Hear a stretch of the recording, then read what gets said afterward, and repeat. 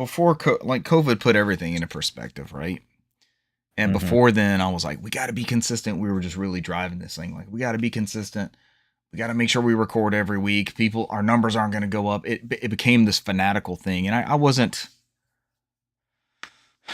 trying to. I don't know what I was trying to do. I thought just persistence and plugging away would. I don't know. I don't know what I wanted out of that. Like, the goal was always to be sent review codes or potentially do this full time, and I don't know that it was ever going to get to that, but in my mind it was like we have to keep up these certain things to get to that point. Yeah, and it just wasn't feasible. And COVID taught us that. Like, that was the immediate drop off. Like, nobody was able to make it anywhere, but it made us adapt, and then we added you, and it was nothing but improvements essentially. And I think the goal's still there. It's just I don't have that way of like, yeah, we bombed that week. We should have skipped that week, but they came back to the house and we tried to re-record. Like, we tried to remember what we covered that week for that episode. Like, all right, just remember what you spoke about and see if you can bring it back up. If there's and I think it showed. I don't even know what episode that was. And I've got to dip back on a couple other PCs and pull some of those old files off of there, because it's scattered now between 3 PCs, kind of those root exports, but they're all on SoundCloud. I don't have to keep up with them, and we can download them from Apple Podcasts and everything else. So I don't know. Times change, perspective changes.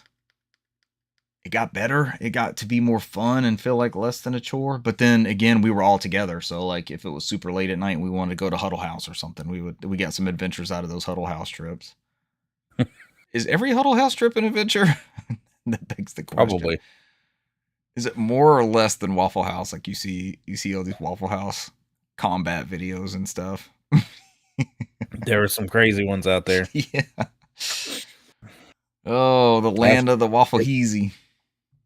You don't want to mess with Waffle House employees, and seemingly from some more videos I've been seeing lately, Little Caesars employees. Little Caesars goes off like that? Little Caesars, oh my gosh, rolls like Waffle House does?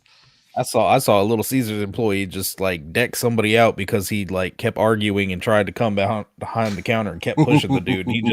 He just uppercut, and the dude flat out gone. Lights out. Only person I ever had try to come behind the counter and succeed was holding a gun at me. So I allowed them to and did not swing in that vicinity. That was I opened the door like, please, this way. Everything's good. Yep. I assure you, everything will be fine. Nothing in here is more valuable than my life. Go ahead. I just opened. You're going to get like $600 in cash. And yep, that's 2 brand new PS3. So that's another $1,200. So be on your way, sir. I was going somewhere with that Little Caesars thing. Maybe that was the bit. Oh, Waffle House. So there's a business process we keep tracing out at work, and it includes warehouse at a certain point. So it's like this bit, and then WH ends up on the board. And the first time I saw it written up there, I was like, Waffle House. And then there's there's another couple lines, and then WH goes up, and I go, Waffle House again. And people started looking at me. And then it was like an hour or two later, and they were going back through this thing, and WH goes up there, and somebody goes, Waffle House, way back. I heard him way back in the back. I was like, yes. The madness grows. Welcome to my insanity. This is what we do. All right, we're ready to do this. Show Russell would just be in the back. Waffle House. Yeah. Him and his screaming it. His Halo clan tag. Let's do this thing.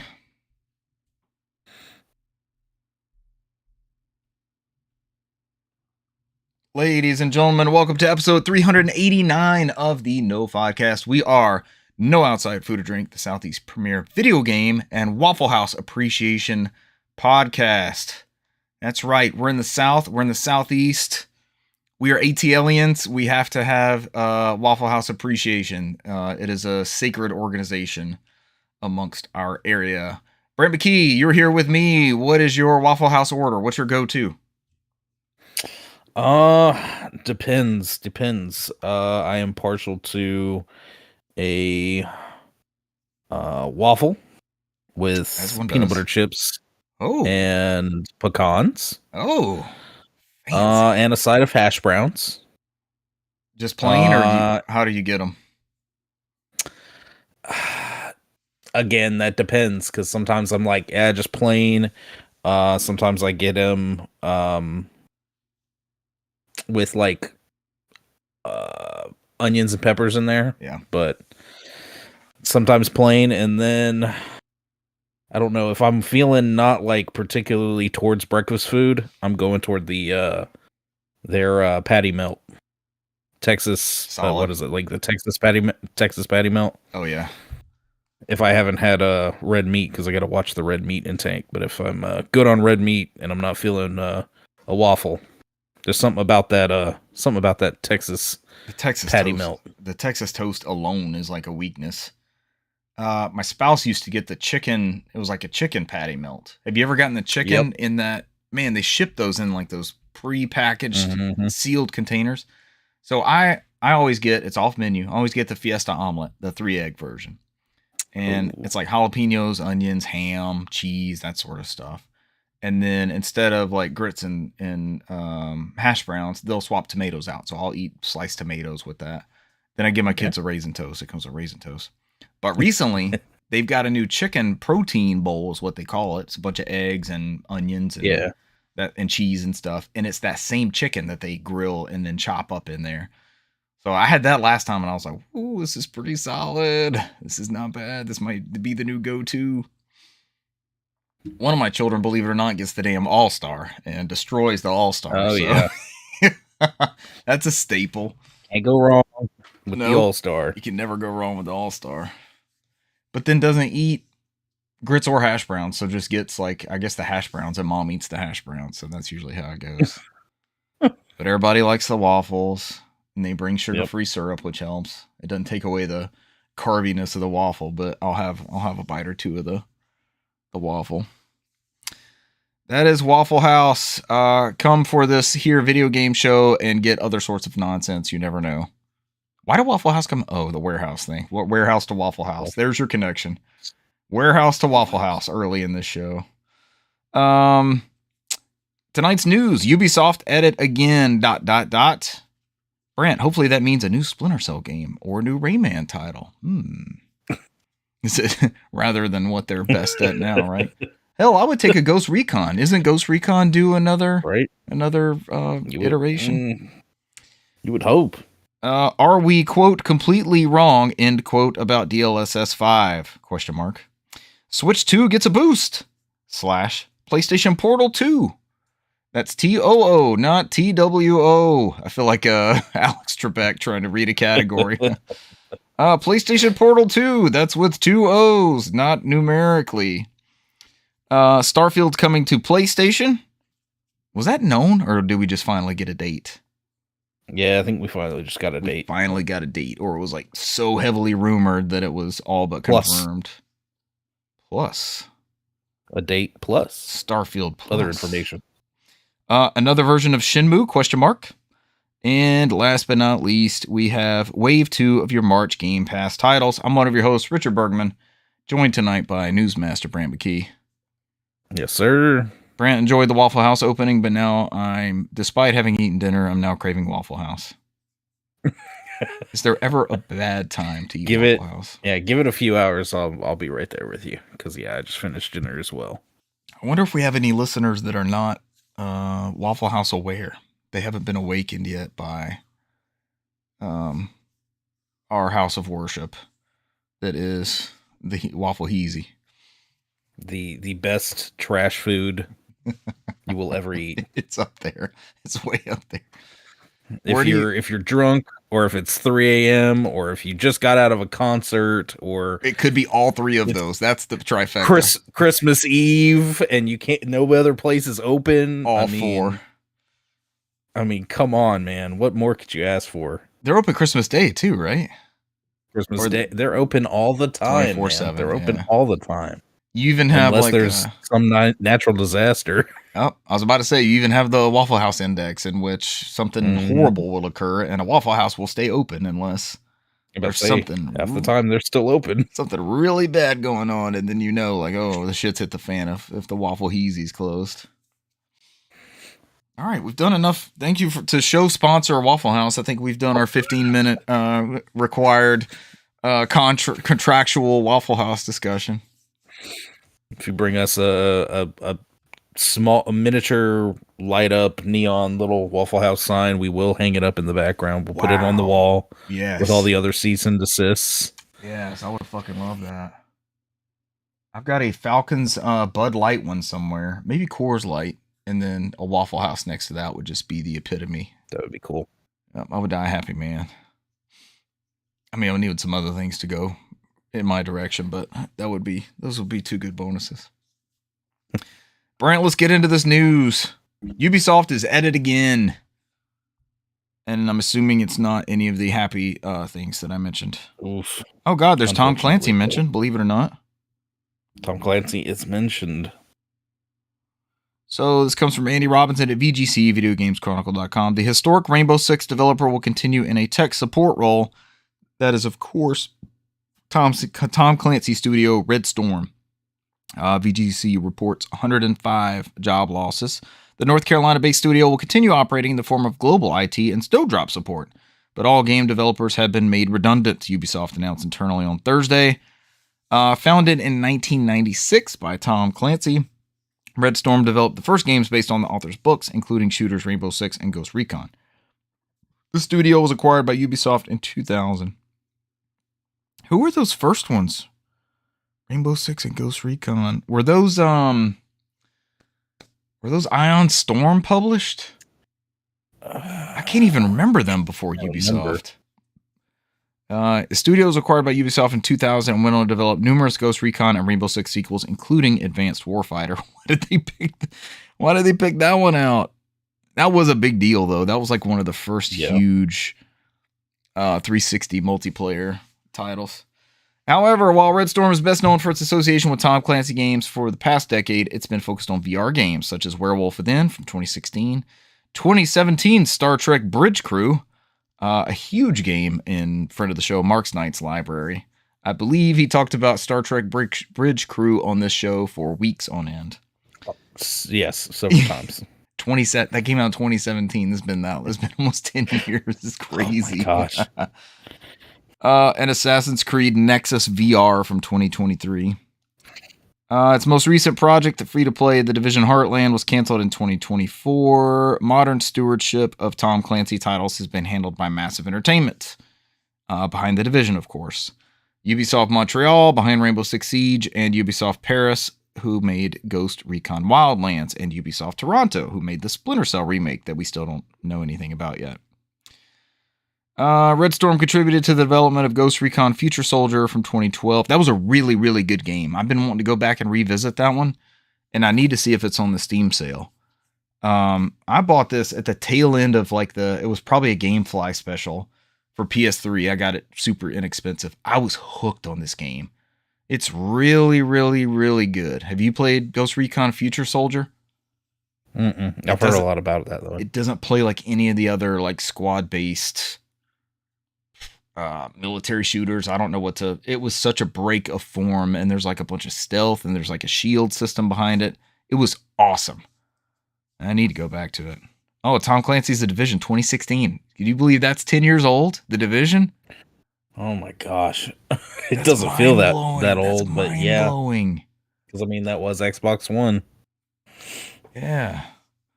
I didn't put it in here, but what was it, Thursday, Friday, Xbox, or the Xbox 360, the PS3, and the Wii U got declared as classic consoles by what was that, GameStop? What does that even mean? Who is GameStop to decide what these things classic retro consoles? Which I guess in somewhat a way, but even the Wii U is newer than the 360 or the PS3. So I was like, yeah, it's kind of odd. What to you constitutes I feel like we've kicked this around before, but it's always good because GameStop's just drumming up. They want people to talk about it, right? So you immediately have people saying the Wii U's came out more recent than those other two, and the Wii is the equivalent of those two. Like, what do you constitute as retro or I don't classic? know, because the most people consider it like there's a metric for all these things before they go Yeah, before classic and retro and all this stuff. right. But to me, it's like, okay, yeah, the PS1 and PS2, I still consider those retro consoles at this point. Yeah. Yes, but I don't know. Technically, yeah, I guess the PS3 could be considered retro. It's just weird to me to think. It's like when I'm listening to the classic rock station and Pearl Jam or Metallica or Nirvana comes on. I'm like, REM. oh, come on, y'all, come on. Atlanta's classic rock. Next like, up, no. Nickelback. I mean, Nickelback songs are a quarter of a century old in some Technically, cases. yeah. I always thought. I don't know. So go ahead. No, I'm just gonna say that it just all it's I don't know. It's weird when you start thinking about it. I think the way I got into retro gaming was, and gaming has changed since then, because I feel like I was on the first wave of retro gaming because it was the only thing I could afford. When I started being able to, like, and not even a job, like cutting grass or taking out the trash or cleaning the cat box, like that sort of income, I was able to pick up Nintendo games for $2 or $3 a piece. So it was almost like it was so old that it wasn't desirable. And I know our younger audience probably won't fathom that they're not going to have these generational jumps like we have. Like when the Nintendo came out, everybody got rid of Atari stuff. When the Super Nintendo came out, everybody got rid of Nintendo stuff. There was this wave of like adoption versus buying a PS4, and now it plays a lot of the stuff that's coming out today. There's not a lot of, we're slowly starting to turn the page, but that store is still up and active. Like, you can buy so many games on that PS4 store. And I think digital distribution had a lot to do with this. And I kind of feel like Wii, PS3, 360, even the Wii U, I'll lump the Wii and Wii U together there. With these stores closing down and kind of that digital distribution accessibility, you can't go to Walmart and get a 360 game. If you're going to GameStop to get a 360, GameStop's your video game retailer, right? You can't get a new copy of Dishonored or Gears of War 3. You're going to get a pre-owned copy. So it's kind of like that accessibility of getting a hold of that stuff. And it used to be, I feel like it used to be like the value, the bargain-based stuff. And it still kind of is. But we're already seeing that trend of like, now people want some of these 360 and PS3 games. So that's going on the uptick. The 3DS. Oh my god. I mean, I guess yeah. Technically is somewhat a retro console, but it's weird to think about too. But then its costs have skyrocketed.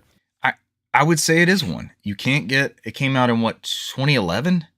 So 15 years? It's a pretty good amount of time.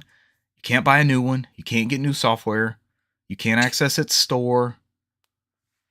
When I was buying those games, a retro game, when I was buying those Nintendo games, was 10 to 15 years old. It was the very early 2000s that I was buying this stuff. And those were retro games. Before I had that job at EB, I had a company that I was running called Retro Game System Cleaning and Repair. And I repaired Nintendos and Ataris and Super Nintendos and those sort of things. So, I think that was retro, and the NES was relevant until 93, 94. They were still selling like the top loader and software for it. You had Wario's Woods, I think, came out in 94. So things are just different. They all crossbleed together, and there's no, I really don't like, I know people have metrics for things like this, but I really don't like the numbering system, 7th generation, 8th generation. That makes no sense to me. You clearly have like 8-bit, and then you go into the HD stuff, and you have multitudes of that. You have like 4K. I feel like with 3D stuff, we had like raw 3D in the PS1 N64 age, and then we had like a real solid iteration of 3D gaming with the PS2 and Xbox and GameCube. Then you had HD after that, and then we ended up with like 4K and better running HD, and now we just really have 4K stuff. It's there's a lot of different ways. We're meant to categorize stuff as humans. We're meant to slot these things Yeah. into columns. So there's multiple ways of doing it. But I mean, nowadays with like, even if you go to the Wii U and talk about that, yes, like you're saying, not readily available. You can't get that hardware or the games, at a major retailer. Right. But Nintendo has migrated all of those games, basically all of those major titles, to their newer hardware. You can technically can't buy the Wii U version of that, but you can buy the exact same game for the Switch. Yeah. And play it on your Switch or Switch 2. I mean, aside from at this point, it's essentially a Nintendo Land machine. The Wii U. Don't threaten me with a good time, Brant. Right? I love Nintendo Land, but and I mean, you're not really, there's maybe the Mario Party and some of the other titles that really utilized the gamepad, but you're not really missing out on much if you don't get that Wii U. You can still get all those major titles. So I don't know. Like you said, we throw labels on things. But I don't know. I still look at it kind of weird too. And certain companies like Nintendo brought that forward, like Donkey Kong Tropical Freeze. Is that a retro game because there's a newer version of it? Is Gears of War from 2006 a retro game because I can buy it on my Xbox Series X and it runs like a dream. It runs like it never did on the 360. So I like it when those lines get blurred and everything's accessible. So we'll see. How the hell did we end up on that? Talking about Ubisoft stuff. I don't remember.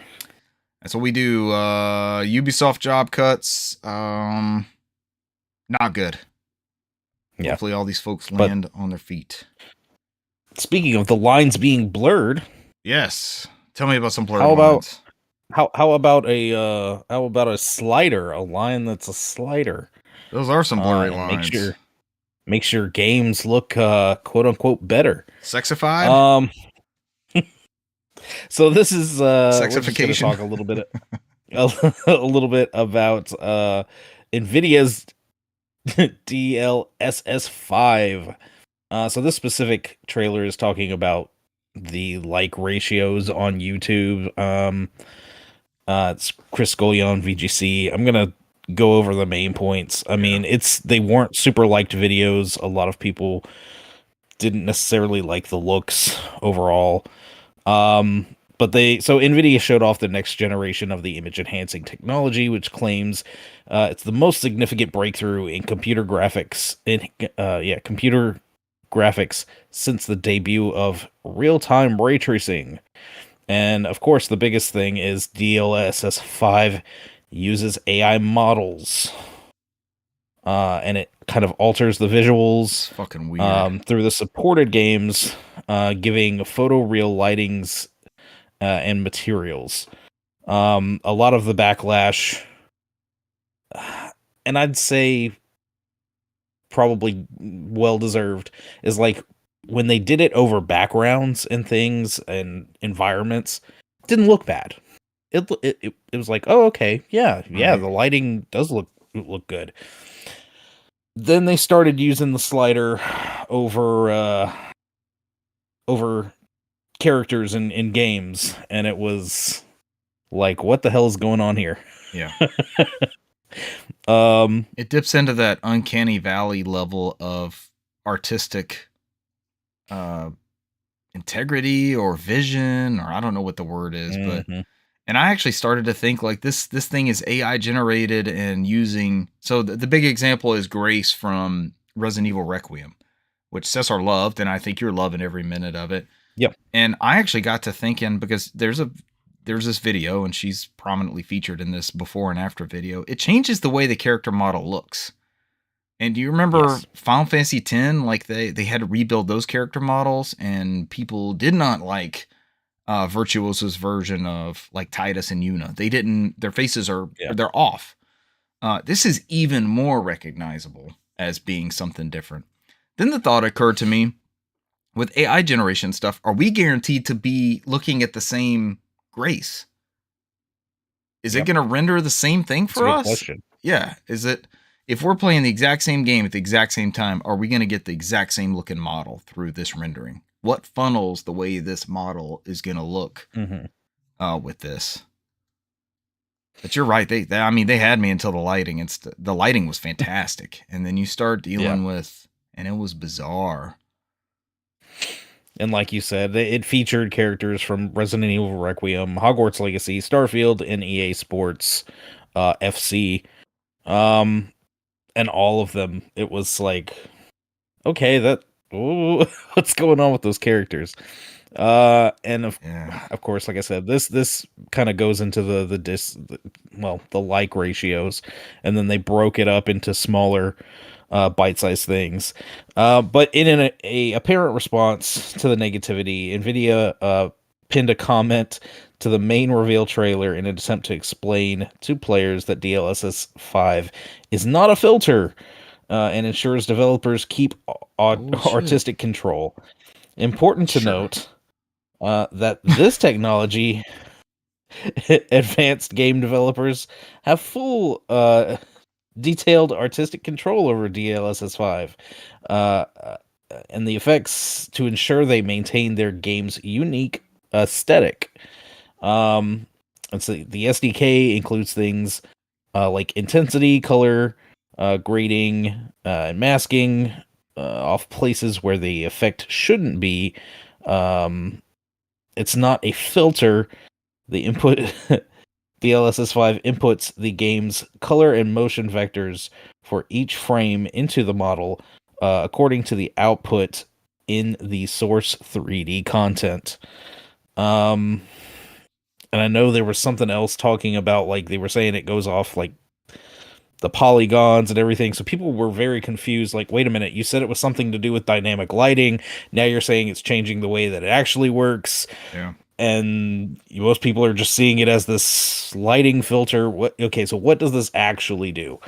And then, of course, to add all to everything else, the Nvidia CEO came out, kind of downplaying the criticism of DLSS Sure. 5, claiming that all the detractors of the AI technology are just completely wrong. They just don't know what they're talking Of about. They're course he completely has to have wrong. that stance. Yeah, I don't know that there's a right or wrong with this, other than it just doesn't look, it doesn't look natural. It doesn't look organic. And you Mm-hmm. know that something's occurring that it just, and maybe that goes back to more of our plug and play desires. Like it feels like the way that gaming is trending, we want something to just work. You know, we want a smaller experience. We want something scaled to where a studio doesn't burn themselves out by, you know, working crunch and all that to deliver experience. And it feels like for every $80 live service game to a $40 condensed experience that we've been seeing, we get something crazy like this. And it's like, no one's asking for this. Why? How does this help anybody? And I don't feel like we're seeing the artistic intent. That it's right there in the article. And I feel like that grace is not the right. That's like I've never played this game, and I know that character doesn't look right. Yeah. And so it's maybe we just have to see more examples of this. But there's a I big don't know. We difference keep. between lighting and reflections, and that's kind of engine built. But you Mhm. you start changing the way they interact. I don't know what the right term is, but it dips into the uncanny valley in just a bizarre way. Yeah. What's real And I anymore? mean, Kind of like right? what was pressed to my. We're also about like what's on this disc when I pop this thing in. I know it's got to install to the hard drive, but um, what exactly is being altered from this disc and what they wanted me to experience? And that was another thing I did see brought up was this is an attempt to make things extremely photoreal. And is that what people are really asking for? I mean, a lot of people don't mind their games looking like games. And hey, I'm kind of one of those people. I'm blown away still with at the time Uncharted 2 on PS3 as an example. That game looked phenomenal. Yep. And then years later, PS4, Uncharted 4 on PS4. It was like, holy crap. And I mean, but now, I mean, I think I've kind of gotten used to most of the games. This is how they're supposed to look. And it's like, I don't necessarily need it to look more realistic. Yeah. I mean, even some of the games that used, the ray tracing and everything, it's like, oh yeah, that looks cool, but if it hampers the performance, I'm turning it off anyway. Exactly. So, an important thing to note: who's going to have access to DLSS 5? It's like 5 to 10% of graphics cards out there, or something. Like, it doesn't affect the majority of. What was it? It took like 2 3090s or something to pull this off. Yeah. So it's like the practical. What are the practical applications here, and what are the actual results that we're gonna see? So I don't know. I feel like AI is being so crammed down everybody's throat in every facet of our lives, and especially with games. We keep hearing about like Microsoft. Oh, we're not gonna force people to use AI, but it's always an option, and all these other game studios talking about, oh well, we don't plan to use AI to help actually make the game, but it's there to help us with this and that. But even like Crimson Desert this past week, just a few days ago, there was just like weird AI art found smattered throughout the game, where it was, and not even good AI art. It's like stuff you'd see 3 years ago, where here's a kind of like a classical style picture, and there's people in a horse, and the horse is missing a leg for some reason, and then somebody has like 4 arms and 6-fingered people. Yeah, it's like, what's going on? What are we doing? And they came out and apologized and said, yeah, those were, I think this is the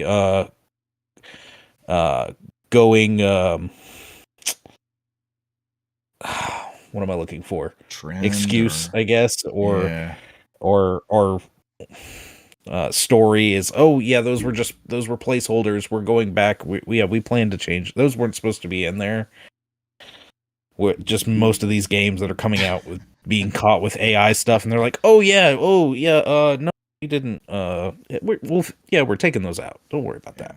So, I don't know.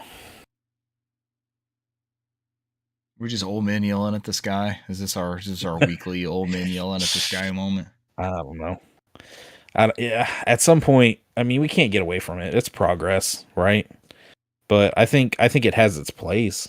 I mean, use it for QA, use it for finding bugs in the code, and assisting with, certain little tools and whatnot. But don't just like not hire an artist and be like, yeah, we can just generate random art or random assets and this, that, and the other, and not have to pay anybody, because we just did it with this AI. So, and it's pulling from legitimate works to render that as well. Yeah, you have to funnel something in to get something out, and it's going to be an already produced work. Or like hiring a voice actor for 100 lines and then generating 1,000 lines out of their 100 lines paid for. It's just right. It's just, it just seems dirty. I don't know that I can ever like look away from how that works. And this is totally different than game programmed AI. Like in Halo, they're going to react to a plasma grenade and they're going to dive away from it. This This is different from what we've always known as AI and game engines and things like that. It's just, and we're okay with lighting, right? Like it's a rendering technique we're fine with, but it's when it steps into the ways that you're supposed to interact with the game that it doesn't feel natural. It feels off. Yeah.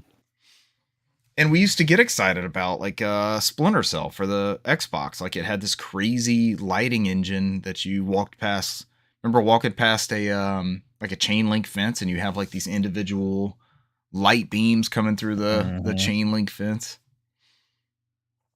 That same lighting engine was used on Prince of Persia: Sands of Time. I mentioned that in an interview with a gaming company that I was hired by. I was handed Splinter Cell and like, sell me this game. I was like, well, it's, stealth action from Tom Clancy Studio. There's 3 different filters. You could switch between the goggles. And if you really like this, there's another title called Prince of Persia: Sands of Time that uses the same lighting engine. I still remember that interview, man. He was nodding his head like, I had read that somewhere very recently. I was like, let me break this thing out. I'm like, this guy knows his stuff. Yeah, this guy loves Ubisoft. Wait till he's talking at a podcast about it in 20 years. They'll still be making Prince of Persia games and Splinter Cell games for the masses. Those are big hits. Well, they're at least making one of those, supposedly. Allegedly, for now. But then when things come out, and what are you getting? What is that new Splinter Cell? On Xbox, is it just going to be an unlocked disc? I could still play the original Splinter Cell. 3 different versions. I could play it on GameCube, PS2, Xbox. Remember when we used to get like different versions of stuff? I guess the equivalent now is like a console version and a Steam Deck rendering and 2 3090s, whoever has that rigged up for the DLSS 5. Their lights flicker when they turn on the PC because the power can't handle it in the house. All the power consumption. Fans are like... I mean, please, if they've got their 2 3090s, they probably got 64 gigs of DDR5 RAM, and they're living in their mansion. It's cold. It's like the whole room is liquid chilled. They're just freezing. I'm getting maximum graphics, and I'm freezing my balls off in here.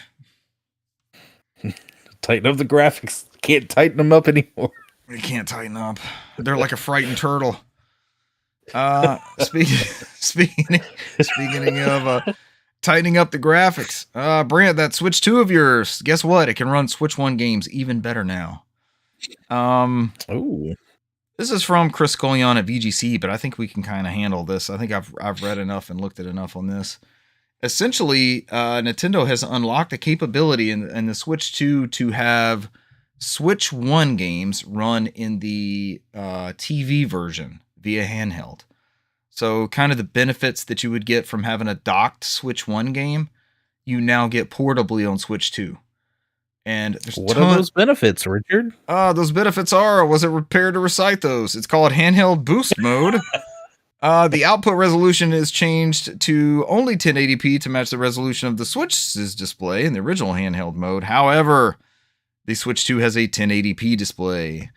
The new version 22.0.0 system update changes this by turning on handheld mode boost, which you can do like even with the game is running, so you can cut it on and off. I haven't personally dealt with this. Players can, like a toggle in the settings, so and it's you do have to turn it on. Yep, cut it on anytime or cut it off. There's been like pixel art games I've seen kind of look funky, so I can't confirm that with my own eyes. Just reviews that I've seen. Players can essentially tell their Switch to run Switch games in docked mode even when playing handheld, ensuring the full 1080p power and output power. Processing. Full 1080p output and processing power. Man, I stumbled over that. A couple of the games do not work right, including Pokemon Let's Go Pikachu and Eevee, which force the player to use detached Joy-Cons as their controller when the game is docked. For situations like this, players may have to turn off handheld mode boost. Handheld mode boost is so weird, but the vast majority of games will now run better in handheld. Other new features of the software update include the ability to save notes about members to your friends list. to remind you who they are, for example. That would be helpful because I've got people that have changed their name and I have no clue who they are anymore on my friends list. Yeah. The ability Or to write secret individually notes that enable. they can't see. Yeah, that would help too. Do not play with this motherfucker on Pokemon. Do not trade with this guy on Pokemon. Enable or disable Bluetooth, Wi-Fi, and NFC in the quick settings while in airplane mode. There's a whole patch list, and there's even some game chat stuff changed. So go look over those. Look at some examples. I don't know that Digital Foundry's done anything, but Modern Vintage Gamer. Do you ever check out his stuff, Brant? Mm-hmm. Okay, he's got a pretty good one comparing, and he doesn't have a way to capture out of the. I don't know why. I don't know why he wouldn't have a way to capture, but he was looking at it like through a 4K 60 camera. Well, I was about to say that's the thing, is because technically it would be docked if you did capture it. Yeah, it's gonna be docked. So most people are having to just set up a camera and film off, but you can still get a really good comparison, and it does enhance quite a few games. I mean, there is a trade-off. Obviously, power consumption, because it's not docked. You're going to be running off that battery. It's going to leach and use a lot more of that power. It didn't seem but I've seen a way. It didn't seem too bad from what I was. Yeah. It's not significant. It's not terrible, but it is definitely going to use more. I've seen the way around that is basically, turn on airplane mode. Okay. And I guess that keeps it from using as much. Have you messed with the setting at all? It's not yet. I haven't updated it since. Oh wait, no, I did update it, but I haven't messed with that setting. I got all the Virtual Boy stuff last time I cut it on. Yeah, that was the last thing I updated, and then I updated the GameCube app and everything else. So the Game Boy Advance one for Mario and Donkey Kong, and that might have been my last pass through also. But a lot of the games essentially you could look at as like a kind of a free upgrade for some of those, especially if you play a lot handheld, which I used to argue was the only way to play the Switch. That was its major benefit, but I've seen like Super Mario RPG looks great, Donkey Kong Country, both of those, Tropical Freeze and the other one. I guess it's just Donkey Kong Country Returns, right? HD. Yeah. The Xenoblade games look really good. I was just about to mention that. Yeah. Bayonetta 3. Big boost to those. Modern Vintage Gamer like zoomed in on Bayonetta 3, and that looks crazy in motion. That's a drastic difference on that handheld. So if you have one, check it out. Let us know what your favorite games to play are. Maybe by next week we give it a go. In addition to that, Brant, I've got a handheld gaming system, but it's not a Nintendo Switch or a Steam Deck. Mine is a PlayStation streaming device. What about me? Well, I mean, PlayStation did get its version of PSSR, and also, which on is the Pro, not some AI slop. But in addition to that, we got a update for your PlayStation Portal as well. Right. It got a high performance 1080p mode, because of course, you could already stream in 720 or 1080p, but the 1080p high quality increases the streaming bit rate, allowing for higher quality video. Gotta love it. I have yet to test this out. I just looked down here because my PlayStation Portal has been sitting right here for like 3 or 4 months, and I just put it in its case maybe 4 days ago. So it is sitting over there in the case, and I have not yet updated and checked this out yet. That'll be cool. Yeah, it looks like they keep adding to this. Aside from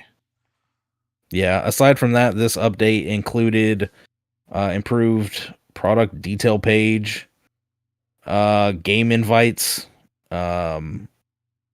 actually being a little bit more improved. You'll be able to see a clear on-screen notification on the PS Portal, ensuring you never miss notifications, including your trophy notifications. an improved search interference or interface. Sorry, refined for smoother experience. Wow, they must have significantly improved because it has been a minute since I've touched my PlayStation Portal, and I don't remember Same. most of those features even being a thing. So Right, you if have a they've lot if to they're catch up on. not only, I'm gonna say if not only are they on there, they're now improving those features. Yeah, good on them. You have a lot of updates to enjoy. I bet I do. It's oh gosh, I can't even. It'll be like a whole new I machine. I think the last time I pulled that thing out and played on it sometime last year when I was playing through Legends of Dragoon. Yeah. So it's been a while. I fired it up when I upgraded to the PlayStation Plus Premium, which I have yet to reap any of the benefits of. I did do the immediate cloud streaming, and that worked well. Yeah. That was nice to not have to like run updates or download whatever it was that I was after. So that was kind of cool because those tabs are on there when you fire up the portal, and you can kind of see the cloud streaming thing. But you have to be a PlayStation Plus Premium member, and I've yet to see much of an advantage there. So Brant, unless they just throw you a deal, Drop maybe stay where you're at. Yeah. And that's not till what, December, like end of December, or maybe mid-January that I have to think about that again. So just kind of ride out with what I got, and maybe something comes out and I get some time and tinker with it here and there. But really cool device, and they keep adding to it. I still can't feel like maybe we're beta testing something or something they want to go for, but it's been cool to see them add stuff to it and just continuously improve. I was pretty sure I was a day one adopter of that, and then I think Cesar was too, and I think you got one a couple months after the fact. But I waited until the you got that sexy black one. I forgot about that. Yeah, the 30th anniversary. Oh, you have the gray one. No, I didn't get right. Yeah, I got it before the midnight one even came out. Yeah, you have the super sexy one. Yeah, as soon as they came out with that classic one, I was like, son of a bitch, I wasn't even gonna buy one. But now they got me. Gotcha. But if you play a lot of PlayStation or you're interested in that streaming platform, it's a really, really good device. A friend of the show, Mark's Knight, has taken his on the road to keep up with his Helldivers fix, and I think it's been a minute for him to have gotten back to it too. But they keep adding to this thing, and I still feel like the DualSense is kind of the best controller out there. So having that ingrained in the device is always a plus. There are rumors kind of going around that there's a possible refresh to this hardware soonish. Ooh. I don't know if that's gonna be like OLED screen or better battery life or, whatever. Maybe both column A and B. I feel like it's a really good screen on there.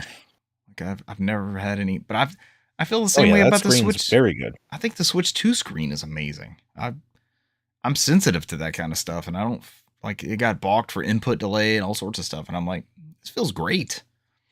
Here's another bit. It's at the very end of the PlayStation blog, and I think this is kind of like the stealth secret, biggest piece of this. Smoother onboard experience. If you don't have an account for PlayStation yet, getting started is now easier than ever. With an improved UI and onboarding flow, you can now quickly create an account and sign into your PlayStation Portal by scanning the QR code using your mobile device. So, you don't have a PS5, you buy one of these things, you get one of the PlayStation Plus tiers, you don't even have to have an account, you sign in through your phone, set it up off of this thing. They made that barrier of entry like even smaller. You could arguably have PS5 power streaming from this thing and not have the whole $500 or $600 PlayStation, right? Yeah, it's kind of wild, and they cut out that barrier of signing up elsewhere. You just scan and go, and that makes it more compelling as like a holiday gift or a secondary account type thing. A lot of people, I'm still in the PlayStation Portal subreddit, and a lot of people use it like the Wii U was always designed to be, and maybe 10 to 15 years past the Wii U, it's streaming is even more accepted, and people are fighting for screens and they want to be in the same room and all that sort of thing. So I don't know how many of these are selling. I don't know how successful it is, but they seem to have made a very flexible device and an extra way to access your library and play the best of PlayStation. You can play the most recent Spider-Man game. You can play the most recent Ghost Recon, God of War game. You can play those compelling PlayStation titles through this device and not need to be sitting at a TV or a PS5. You know what? $1,000 investment. You can get that for $200, $300 with the PlayStation Plus subscription. So that turns Richard, into I was doing this before it was cool with a little thing called Remote Play on my PS Vita. Remote Play, yeah. And the PSP. The PSP would work for and like the PSP. Shadow of the Colossus collection and stuff. Yeah. Yeah, the Vita was a great remote play device. This is just like a super remote play device, you know? Right. Brant, there's nothing to play on PS5. I need more games. I would love to play some of those games that are on Xbox currently. Well, have you heard of a little game called Starfield? It's like Skyrim with space. I have, but I haven't heard the most amazing things. And that's from people within my household that were super excited for Starfield. Mark's Knight, it did not put its hooks in Mark's Knight like Skyrim and Oblivion before. Did you try it? I did. I played, man. I don't know, like 15 or 20 minutes of it, and I was like, man, this is a slog. And then I'm like reading stuff and hearing things where people are like, no, you gotta get like 20, 30 hours into it, and then it starts getting good. I'm like, nope, I want a game that respects my time. That's always a deterrent. Like I've got to like it to play it, and if I'm gonna be playing it that long, I've got to like it a lot. And I'm But I want to say Bleach was going around and collecting pencils like people did cheese wheels, and that was his takeaway of the game. Was like he's grabbing these pencils from everywhere when he telling us that stealing pencils. Yeah, pencil thief, pencil thief simulator. But if you're interested in Starfield and you have only access to your PS5, good news. This is from VGC. Jordan Middler reporting that Starfield is finally coming to PS5. Todd Howard of Bethesda announced just recently that the game will launch April 7th. It will cost $49.99 here on our United States currency. For the standard edition, a deluxe version will be priced at $64.99. The Xbox and PC version, which were $69.99 for the standard and $100 for the premium edition, have had no immediate price cuts to match this, is what the article says. They were expecting that.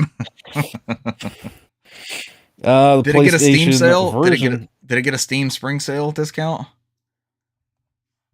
Should we check on the live? I don't remember it doing. I don't remember ever seeing it going on sale. It's not on my wish list. It might have.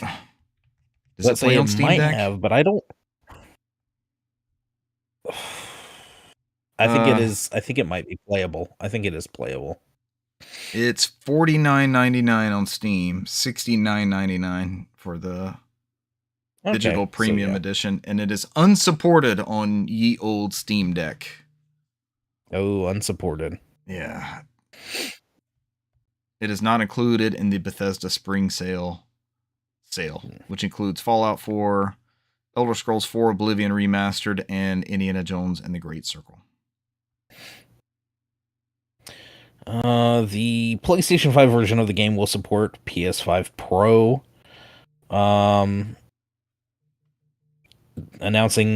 Bethesda did announce that the game will ship with a Pro Performance mode, which will target higher FPS and Pro Visual mode.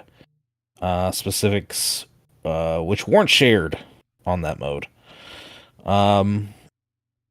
But alongside the announcement of a PS5 version, there are 2 new pieces of content that are coming to Starfield in April, titled Terrarian Armada and Free Lanes. Terrarian Armada will introduce new characters, locations, enemies, quests, systems, and rewards. This DLC will be free to all owners of the Premium Edition on Xbox and PC, but will cost $9.99 as a standalone purchase. The other piece of content launching alongside the PS5 version, Free Lanes, will deepen the core Starfield experience for both new and returning players, according to Bethesda. This update will be free for all players, and will introduce interplanetary travel, allowing players to move between planets in the same system, something that players have been asking for since the game was released. The update will also introduce new encounters, points of interest, and dungeons, as well as the Moon of Jupiter, the Moon Jumper, a new land vehicle, a new crew member, Mura, will also be added to the game as part of the Free Lanes. Free Lanes. I saw that advertised on Steam also. All right, Starfield. PlayStation owners, you held out long enough. This gem is coming to you. Richard, remember last week when you and Cesar were talking about Shenmue and how every time y'all saw a version of it, y'all out in the wild, y'all bought it? What happened? Kept buying Shenmue all over? They'll never make another Shenmue. They'll never make another version of Shenmue. They'll never make another Shenmue, right? They never have to, because Shenmue 3 Enhanced gets its first trailer and collector's edition information. Man, we're killing these segues. I legit have 4 copies of Shenmue on my shelf, so... And I know Cesar has the Dreamcast version of the second one. I think he imported that back in the day. This comes from Chris going on VGC. Yu Suzuki and publisher Enon Games announced last year that Shenmue 3 will be getting an enhanced edition, so that also sees it coming to the Xbox and Nintendo platforms for the first time. I didn't realize it was only like Steam and PS4, PS5 at this point. Mm-hmm. Now it's official. PS5, Xbox Series X and S, Nintendo Switch 2, and PC in Q4 2026. Enon says that the physical Switch 2 version will contain the full game on the cartridge rather than a game key card. The physical version of the game, which is available to pre-order from today, will be released in 3 editions: Standard, Special, and Collectors. I sent this to friend of the show, Michael, who is a huge Shenmue fan. Avid. Yes, and he immediately purchased. He had not seen this. He immediately purchased the top tier collector's edition. Yep. He's like, "Oh, that was an expensive text." I'll send him the link. The special edition will include the full game, an art book with concept art, and a Blu-ray documentary about Yu Suzuki exploring his career and creative philosophy. The collector's edition will include the contents of the special edition, plus a detailed figure of Ryu training, a shikishi art board, kung fu cards, a poster, a sticker sheet, a keychain, and a wooden move scroll. That's a hell of a collection. He's definitely training against that wood. According to... Let's hope that Rio figure looks better than the Snake figure. Yeah, no kidding. From the Snake Eater. Oh, God. That thing keeps dropping in price, and I'm still like... Nah. Never buy it. Don't buy it. So recently, it's been within the past week or two, like there's an official like Metal Gear Solid 3 art thing out there. I can't remember if it's like a Square Enix Arts or who, McFarlane Toys. It looks 1,000 times better than that damn collector's edition piece in the... Mm-hmm. There's nothing else in there. It's that huge diorama. It's like a big piece of plastic in that shit-ass looking figure. What are we getting with this enhanced version of Shenmue 3, you might ask? According to Enon, the main enhancements made to this new version of Shenmue 3 include enhanced graphics and performance, 4K texture uplift, DLSS FSR support. That's right, Brent, your brand new DLSS 5 mode will be... No! I don't think so. Increased NPC density, which makes the city village of Niawu feel more alive with more characters populating the streets. Is Tom still out there selling hot dogs at his hot dog stand? Classic camera mode, an optional camera perspective inspired by Shenmue 1 and 2 alongside the modern view. As long as various gameplay tweaks, improved interactions, menu and UX enhancements, and optionality first. All major changes can be toggled to preserve the original experience for purists. The long-awaited RPG sequel was released for PS4 and PC via the Epic Game Store in November 2019. Didn't sell that well. However, sales will have been skewed by the huge Kickstarter success. So, what was that, 2016? In 2016, the project raised over $6.3 million from 69,320 backers, making it the highest funded video game Kickstarter in history. That summer, PlayStation used to partner with Regency Theater, I think. I can't remember who it was. We had to go. This is myself, Cesar, in front of the show, Mark's Night, and we went to this PlayStation Theater E3 experience. And this is when they announced Shenmue 3, and all three of us, the Kickstarter launch while we were in the theater, we signed into Kickstarter, we all backed Shenmue 3. This is when we saw Shenmue 3, Final Fantasy VII Remake, and there was one other game. This was the E3 of Dreams or whatever from Sony. Maybe God of War. Maybe this is the first time we saw God of War. And it was just, or Horizon Zero Dawn, maybe at the very end, I feel like. We went to this theater thing, and Brant, you actually, right before you joined the show, I think you joined us at one of the last PlayStation Theater things they did. Mm-hmm. Remember me, you and Cesar went to that one at a local AMC that spot. That was Summer Games. That was the Summer Games Fest. That's right, the Keeleys. It was Summer Games Fest, yeah. Were you on the show by then? Yeah. Okay. You've been on the show way longer than you weren't on the show, and I get confused somehow in those timelines. All the shit runs together.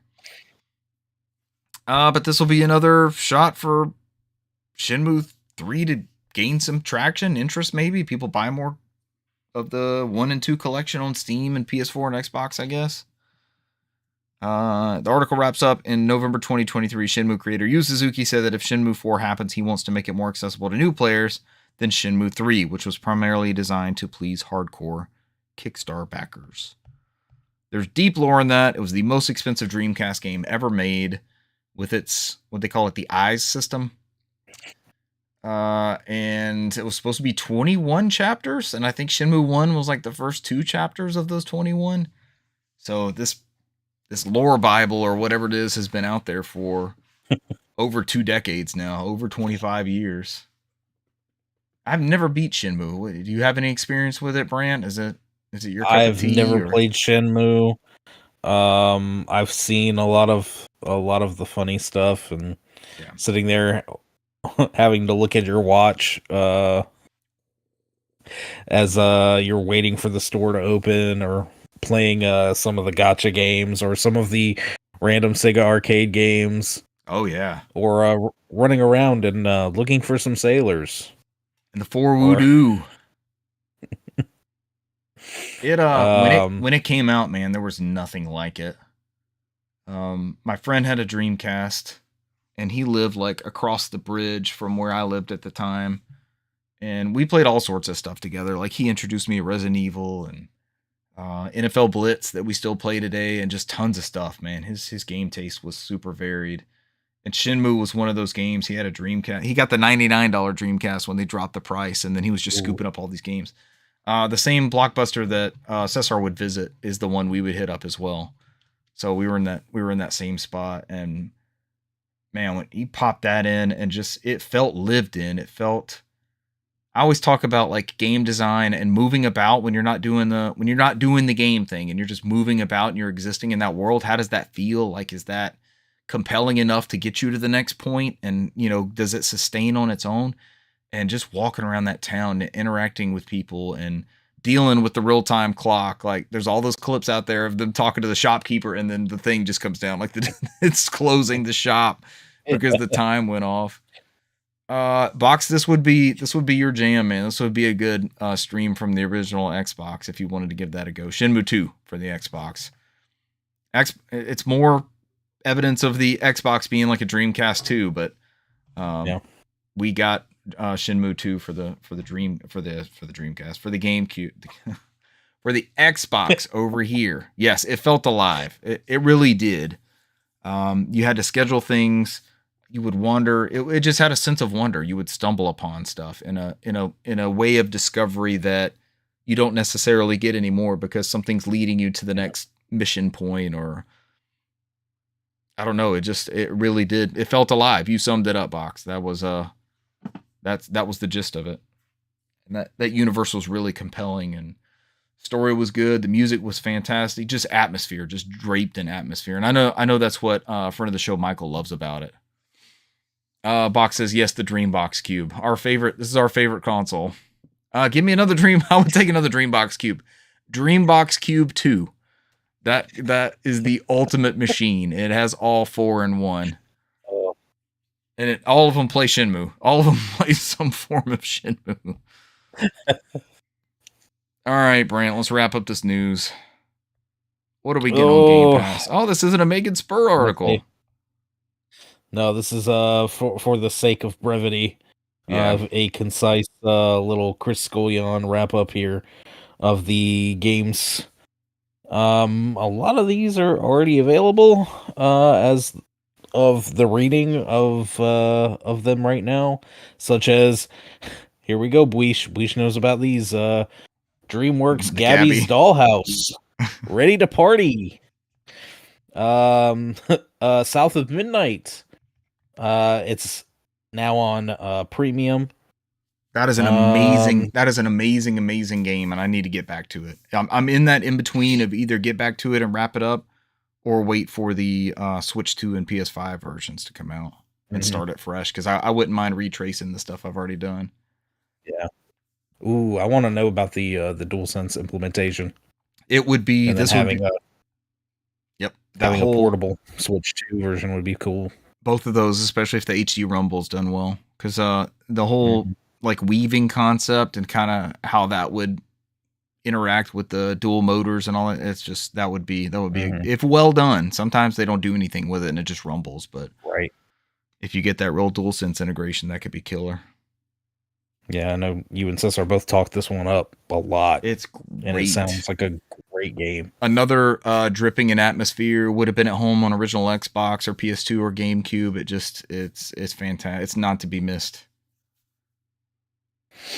Let's see. The Altars, now with Game Pass Premium. Disco Elysium. Like a Dragon Infinite Wealth is coming. Oh, tomorrow, March 24th.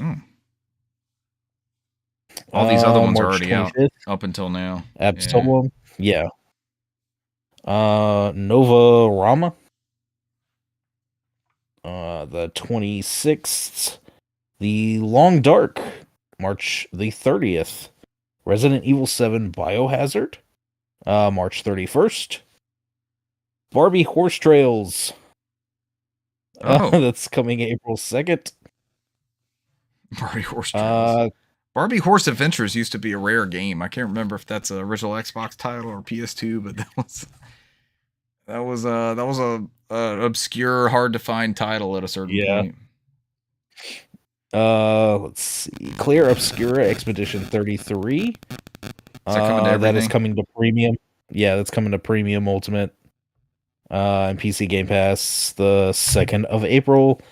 And let's see, last but not least, continuing the Final Fantasy trend that we've had going for the past 2-3 months now. We've got Final Fantasy 4 coming to Game Pass. Yeah. We knew those were going to roll through 7th. There, right? Yeah, they've been adding, seems like 2 a month. So I think it was like, they started like the end of January, and they started just with 1, and we've got 2, 3, 4 now. So, and those are the pixel remasters, I'm sure. Oh yeah, just looking at them. All right, Barbie Horse Adventures is not as rare as I thought it was. Okay, I thought it was super expensive. It ranges from $25 to $30 on PS2 and Xbox. What about What about Hello Kitty Island Adventure? Is that one? Kitty, did that get a the physical Hello Kitty release? game? Yeah, Island Adventure, Switch, PS5. $30 on on Switch. Okay. This is the Animal Crossing type one, right? I don't even This game remember. was good. It might be. I know somebody that was playing it and enjoying it. $30 on PS5. Not quite as out of print as Barbie Horse Adventures. We like us a good horse adventure. Is that all the news? That is all of our news. Oh, let's fucking do it. Brent, I'm going to show off some games acquired. I've got a couple and a peripheral to talk about. I didn't play a whole lot this past week. This is kind of a blind buy. It was like a super cheap Amazon game. Unknown 9 Awakening by Bandai Namco. I think it's come out for PC and a bunch of different things, but it was inexpensive. Blind buy, goes in the stack. All right, this is one I remember selling this at retail, and I have always wanted this. And I was watching one on eBay, and it finally fell within the realm of what I was after. I'm pretty sure you and Cesar either have this or the Switch version. Let me get it. It's in this fucking plastic, and I don't know if it's gonna be easy to tell what it is as I tear it open. Live unboxing. Tear it open. This is what all the audience wants, right? Yeah, Russell. Just ASMR. Russell the plastic. Brent, can you tell what it is based off of this? Can't see it super well. Wait. I'll quit rustling in the... I have always wanted, for the PlayStation 2, Taiko Drum Master. Yes. And I found one complete with the game. It's got the drums in here, allegedly. You just heard me unbox it. There's no telling. I might have gotten fucking hosed. I might need to... It's just some rocks. Yeah, I might need to return. Nope. There's the game. There's the drums. There's the little mount for the pad. And they showed me, yeah, I think it's like the plastic wrap's not on there, but like it's still got the top. Yeah. Remember the top SKUs on PS2 games? You could still read the top of the thing on there.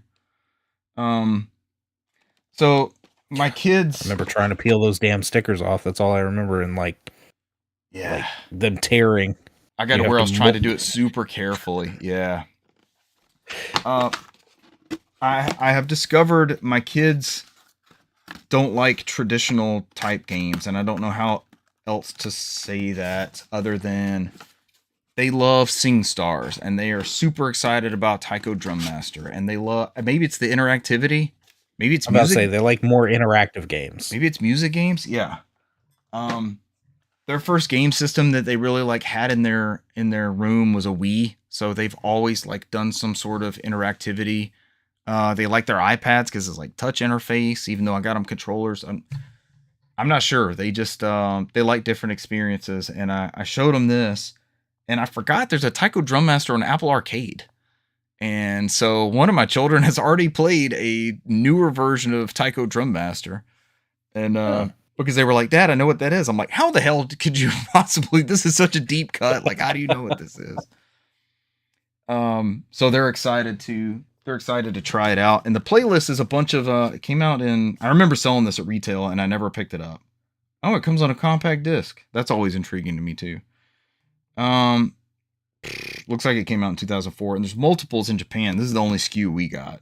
So I may see through alternate methods in my region-free PS2 if there's ways to play those songs. There's a mix of like licensed pop music, Killer Queen, Material Girl, My Sharona, Rock the Dragon, Dragon Ball Z theme. Maybe that's something you're aware of, Brent. Oh yeah, Tub Thumping by Chumbawamba. And then there's you get knocked down, but you get up again. Should this be a stream? Should I just be beating on these drums on the stream? Yes. I also have Donkey Konga. I could play some Donkey Konga. Along with classical songs. I don't want to work. I just want to bang on them drums all day. That's all I'm asking. I'm a simple man. Beethoven Symphony Number 5, Symphony Number 25, Mambo number 5. Mambo number Lou Bega's Mambo. Let me look at the top. No, it's not on there. You're like, wait, maybe, hold on. Yeah, that would be. It's time appropriate, right? It's ABC by the close. ABC by the Jackson 5 up there in the top part. And then some Namco songs like Katamari on the Rocks, Ridge Racer, Soul Calibur 2, Brave Sword, the Genji and Heike clans. I don't know what that's from. Box says he likes the big box stuff. That's cool. Box, you want to stream a Taiko Drum Master? Do I do that? And then Donkey Konga, just like these ASMR, just me beating on these things in front of the mic. It just they still make people do stream it, man. Yeah. Okay. Rule number 6: teach the children how to play the game properly. Number 7. It's actually on there, huh? Number 7: do not immerse in water. Yeah, a note to there's this whole box right here, and I just read 2 of the warning things. Box has very good track list so far. I agree. There's some bangers in there. I don't like Love Shack. I'm an anti-Love Shack song. I can't stand Love Are you Shack. serious? I despise Are you that. serious? Every time I hear it on, it's so up its own ass, and I don't know how else to describe it other than that, and I loathe it. Oh my gosh, where do you stand on Rock Lobster? It's fine. I'm not an antagonist against You're not it a like B-52s? I just you don't like B-52s, man? Come on. on. It's so that's in our DNA over here in the Southeast. It's so up its own ass. I can't even. Box says Private Idaho is so much better. I don't know about that either. That's the way I leave like the B-52s alone, Richard. Oh, the Jimmy Neutron theme, Bowling for Soup. The Jimmy Neutron theme is on this licensed song list. It's some random cuts on here, man. I'm telling you. Shit. And I'm actually dying to know what's on those. There's like 3 or 4 Japanese exclusive PS2 SKUs for Taiko Drum Master. It got more support than over here. So I probably paid 3 times what I would have gotten it for at retail back when we were selling it new, but I never got it. I don't know if I didn't have a place to store it, but I just never picked this one up, so I'm excited. And the people are happy as hell, so my oldest child is all in on like the crazy happy penguin faces and all that sort of stuff. And the squid, look at that squid right there. He looks so fucking happy. But this might lead good time. Wasn't the most recent one like a games as a service thing? Like you had to pay like a monthly track pack or something for Taiko? I think so. Well, I think most of them. I think most of them are like that now, where like they come with a decent track list, but there's, like everything else, it's pay however much for these, extra songs, and so or like a seasonal loop. There's several on Switch. I may look into getting more of it because I've got like one. I want to see how many there are. You have one of the Taikos? And how import friendly they are, if it's even necessary. Yeah. Last but not least is a peripheral. Walmart had these up. This was a Wario thread. I'm always on the lookout for PC game controllers, right? The dream is like Steam machines down the road. I think my kids are going to end up playing more Steam games. I just think that's kind of the way we're going. And over the years, oh man, I don't have that thing out here. Oh, I've collected like various PC game controllers. And it's not the way it used to be. Like now it's easy to sync an Xbox controller up or a PlayStation controller. That didn't used to be the case. So I had forever since I started playing PC games just accumulated these random things to try to fill out that collection. One of them was like, I think Buffalo makes this. It's like a Super Nintendo knockoff. That's USB-C. That one's not bad. I got a couple of these when they were inexpensive. We know what these are infamous for now. This is the Logitech dual action. There might be one down in the bottom of the ocean. Yeah, this is the Titanic submersible killer. The only thing that survived. Yeah, the controller went shit to bed. It's like a Xbox color branded one. But these were kind of PC gamepads were in a rough space for a long time, and Logitech kind of rounded this out. But I've had my eye on this company, and it works for things other than just PC. But this is GameSir, and it looks like an original PlayStation 1 dual analog controller. It's got L2 and R2 triggers on the back. It's got the L3. Was that L3 R3? Or they're calling it L4 R4. Oh yeah, because that's right. L3 and the sticks are you push them in. But I haven't tested anything with it, but it feels really, really good. And Walmart had them for $10 with a $5 coupon, and I threw 4 in the cart just to see what it would do, and I got 4 of these for $20. So please let me know if you want to mess with one, and I will absolutely send one your way. But it's this is the box, and it's advertised to work on, this is called Retro Gray. It says Switch, Steam, iOS, and Android. Anti-stick drift experts is what they call themselves. It's got drift proof Hall stick, and that's the anti drifting. The Hall effect, yeah. Grip vibration, software glyph swap. I guess you can move around the buttons, but they actually have. This won't help the audio listeners, but like inside the buttons are like the PlayStation scheme, like the light green, the pink, the purple X, and the I see. So it's got a really good feel to it. It's got the start and select, and then 2 buttons in the middle, and like the share button. But it just feels like super solid. So definitely let me know if you want to try one of these out. USB-A. I'd say for those listening, it's very akin to like almost like a PS4 controller. Yeah. It feels like that evolution of DualShock. You're right. Yeah. The buttons feel good. The D-pad is that maybe like the connected NES or Super Nintendo version instead of the separated PlayStation one, I would say. It doesn't feel bad. I got to throw some things at it and kind of see how it feels, but yeah. I got 4 of those for $20. Can you tell, or does it say if the sticks are analog or those analog triggers? Factor, right. Mm-hmm. Durable membrane buttons, high durability analog membrane triggers, asymmetric motors, real sensation, 2 mappable back buttons. The big thing with the sticks is just the Hall effect. Hall effect sensing sticks, anti-drift, and ultra longevity. Anti-slip laser textured grips.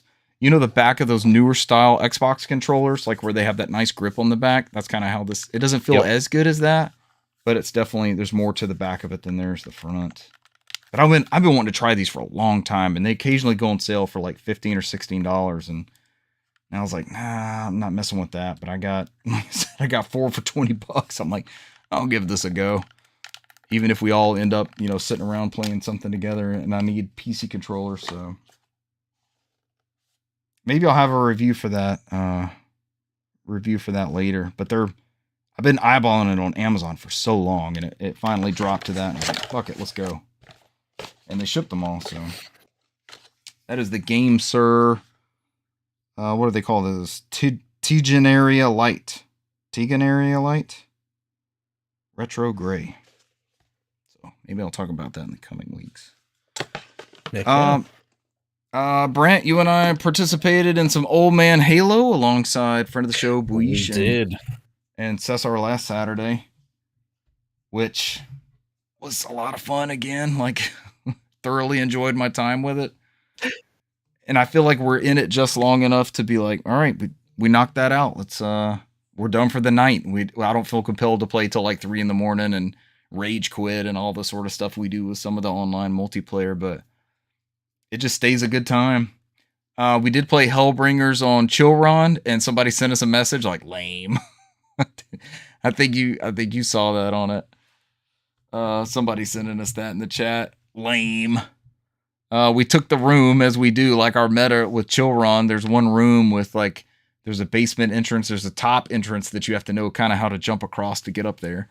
And then there's like a midpoint. And on Hellbringers, you can see the map. So we knew when people were coming, and we won that one, 50 to 30 something. But it was just, it was pure chaos. We had 2 rounds, I think, against some Halo gods. Gosh, yeah. Very early on, too.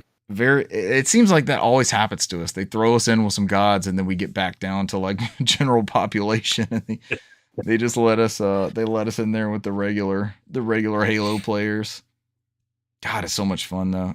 Box says that was great to watch. Yeah. Thanks for jumping in there with us. We appreciated Yeah, you we had joining that. us for some Old Man Halo.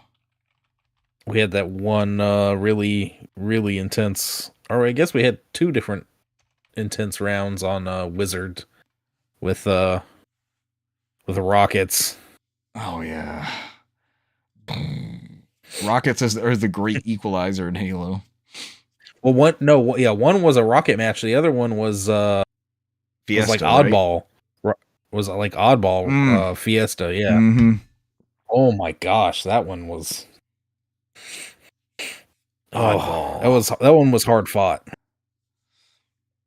Box says the map with the portal. Portal map is chaos. Yeah, that's Hellbringers. That was the PC. That was a PC only map for Halo 1 that they ported to Master Chief Collection along with the flamethrower, and we have so much fun with that one. It's just a great time. Lots of bombs and lots of them pushing that room, and we kind of established this meta.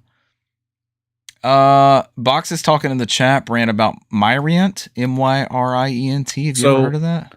Yeah, at first I didn't realize what he was talking about, but then he said it's shutting down the 31st.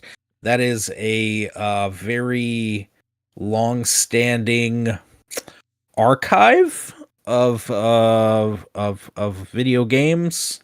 Ooh. I guess you could say.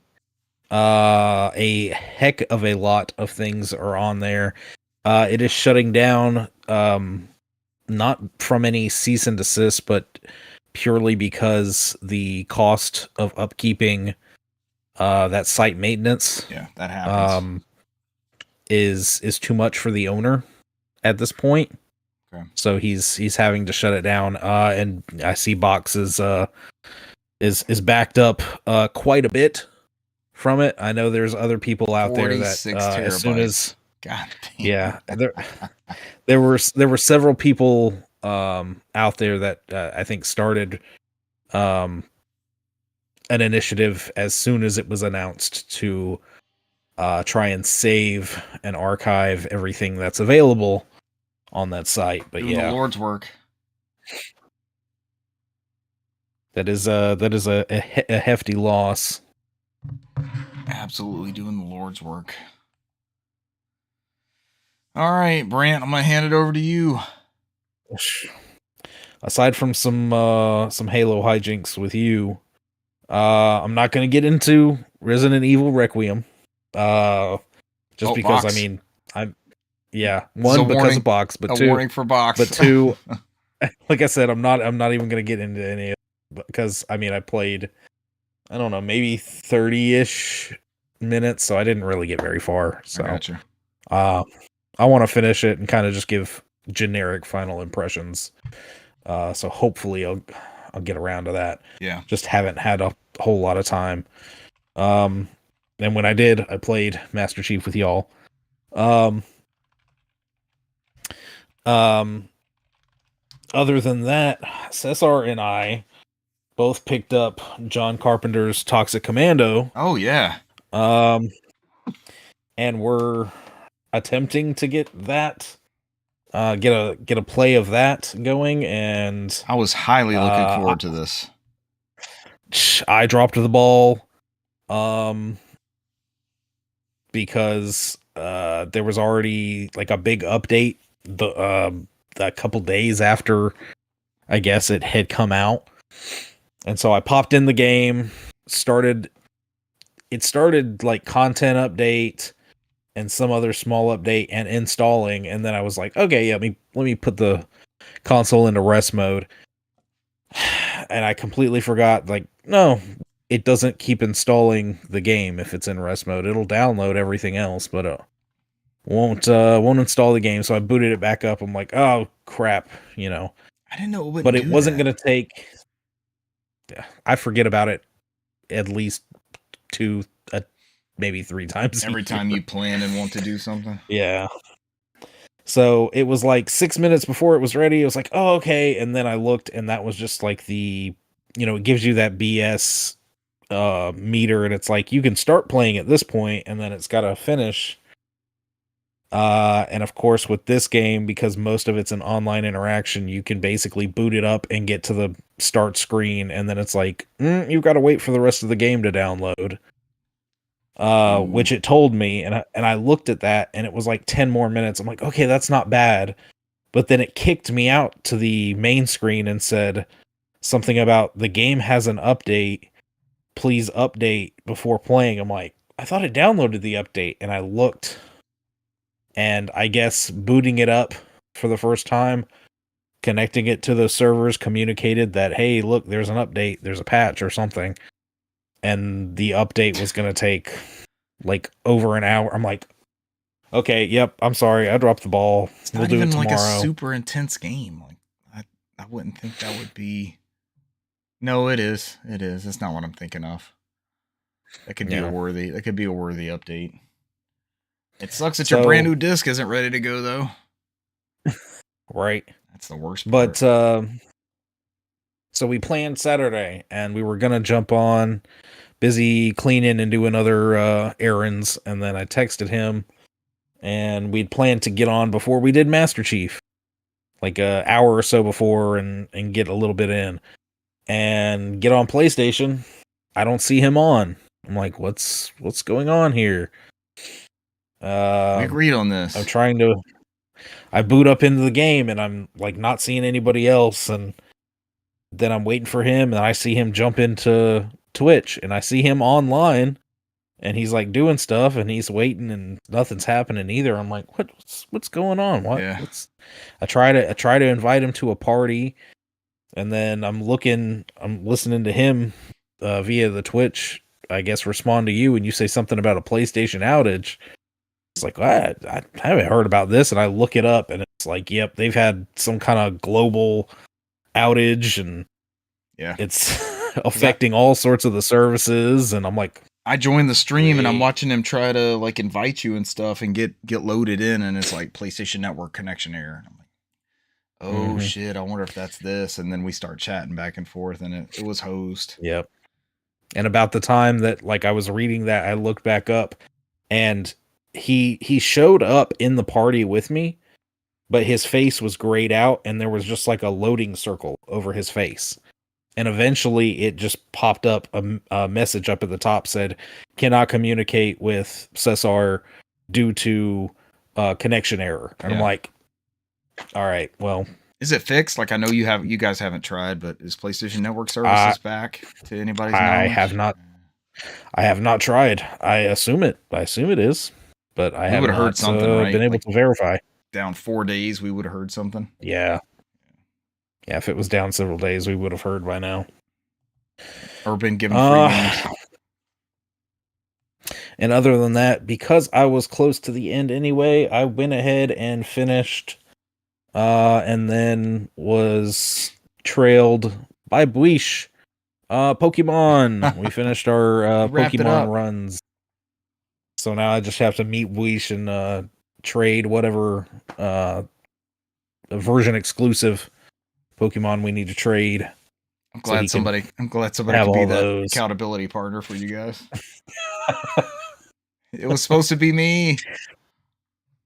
It was never going to be me. I finished that. I started some of the post game stuff, but there's not a lot to do with that. And also it's kind of odd because like really the post game thing you do after is you have to go and get these two